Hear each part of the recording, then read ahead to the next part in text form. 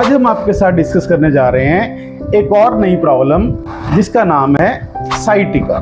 Sciatica का pen हमें बहुत तंग करता है और सबसे पहले बात करते हैं साइटिका का पेन क्यों शुरू होता है और ये प्रॉब्लम किन लोगों को ज्यादा होती है। ये प्रॉब्लम जो है आपकी बैक से शुरू होती है और ये प्रॉब्लम उन लोगों को ज्यादा होती है जो लगातार खड़े होकर काम करते हैं या फिर किसी गलत पोस्चर में बैठ के काम करते हैं। जैसे सपोज करो आप ऑफिस में बैठे काम करते हो लेकिन आपकी ऑफिस की जो चेयर है वो कंफर्टेबल नहीं है, आपका पोस्चर उसमें सही नहीं रहता।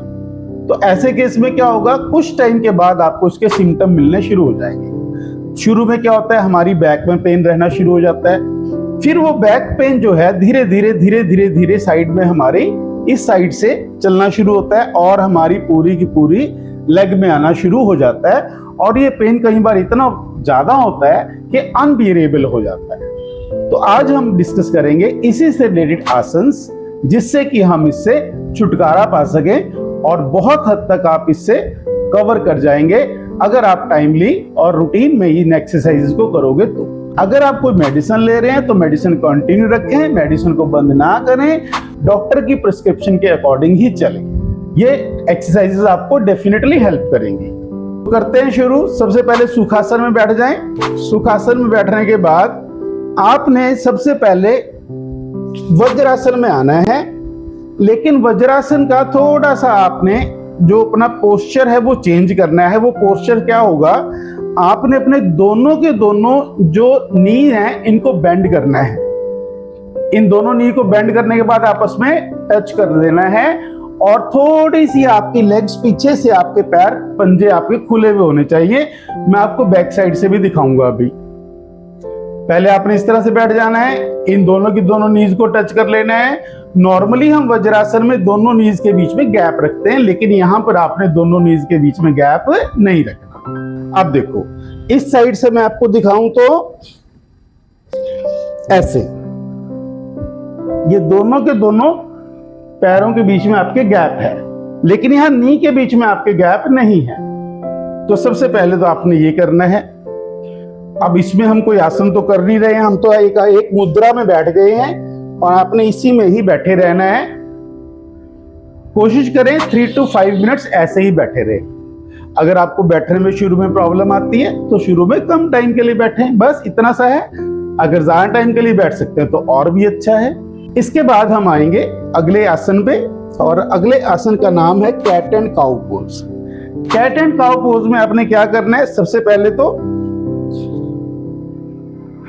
आप वज्रासन में बैठे हैं और आप ऐसे कीजिए, ऐसे बैठिए और देखिए आपके हाथ कहां तक आ रहे हैं, यहां तक आ रहे हैं। तो यहां पे आपने यूं सीधे हो जाना है और आपकी गर्दन ऊपर और आपका हिप एरिया नीचे। इसे कैट एंड काउ पोज बोलते हैं। गर्दन ऊपर और हिप एरिया आपका नीचे। लंबी गहरी सांस लो और आपने क्या करना है, अब आपने अपनी चेस्ट को ऊपर उठाना है और हिप्स को डाउन लेके जाना है। यह है कैट एंड काउ पोज। फिर से वापस सांस छोड़ो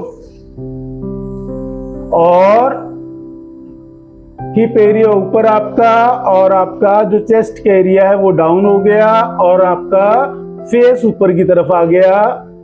इसके बाद फिर से रिवर्स, फेस नीचे, चेस्ट ऊपर, हिप्स डाउन।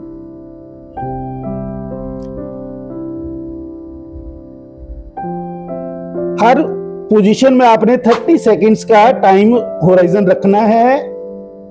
फिर से नीचे और आपका फेस ऊपर। इस तरह से आपने कैट एंड काउ पोज को कंप्लीट करना है। आप इसको 3 to 5 टाइम्स कर सकते हैं, ज्यादा भी कर सकते हैं, उसमें भी कोई प्रॉब्लम नहीं है। ये भी आपके लिए बहुत हेल्पफुल रहता है। इसके बाद आता है हमारे पास इसी से रिलेटेड नेक्स्ट पोस्चर और वो है आपने एक राइट लेग अपनी सीधी रखनी है और लेफ्ट लेग को ऐसे अंदर बेंड कर लेना है। और इस पोस्चर में आपने यूं बैठना है, सामने आपका फेस सामने रहना चाहिए। जब आप इस पोस्चर में बैठोगे तो आप नोटिस करोगे कि आपके जहां पेन है वहीं पर ही ये स्ट्रक कर रहा है।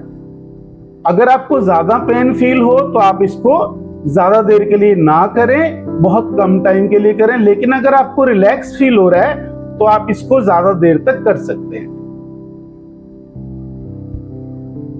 इस तरह से इसको कंटिन्यू रखें। 3 to 5 मिनट्स तक आप कर सकते हो, नो प्रॉब्लम।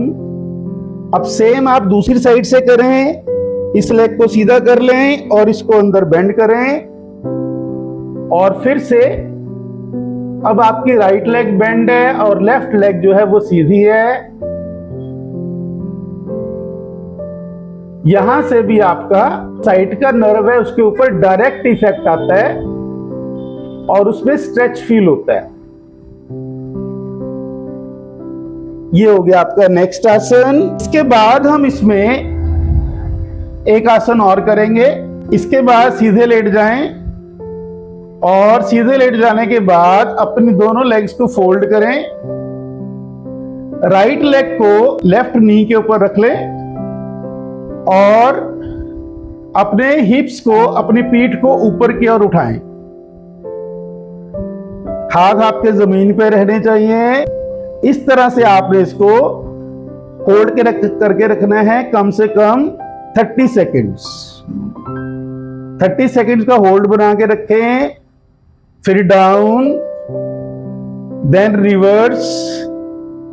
राइट लेग को मोड़ लें, लेफ्ट को उसके ऊपर रखें और फिर से इसी पोस्चर में आ जाएं। अपने पीठ को ऊपर उठाएं। इस पोजीशन में आपने 30 सेकेंड्स रहना है।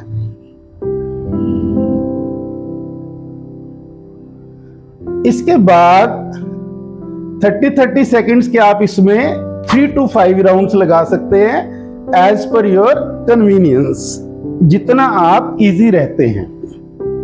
अब आते हैं हम इसमें आपके लास्ट आसन पे। लास्ट आसन में हमने क्या करना होता है, आपने लेग्स को सीधी कर लो। सीधी करने के बाद जो लेफ्ट लेग है उसको अपने हिप के नीचे रख लो और जो राइट लेग है उसको आप इस तरह से लेफ्ट नी के पास ऐसे प्लेस कर लो।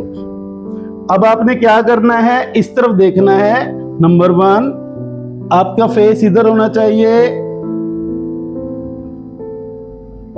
एक तरीका तो यह है, आपको आपने हाथ यहां रखना है।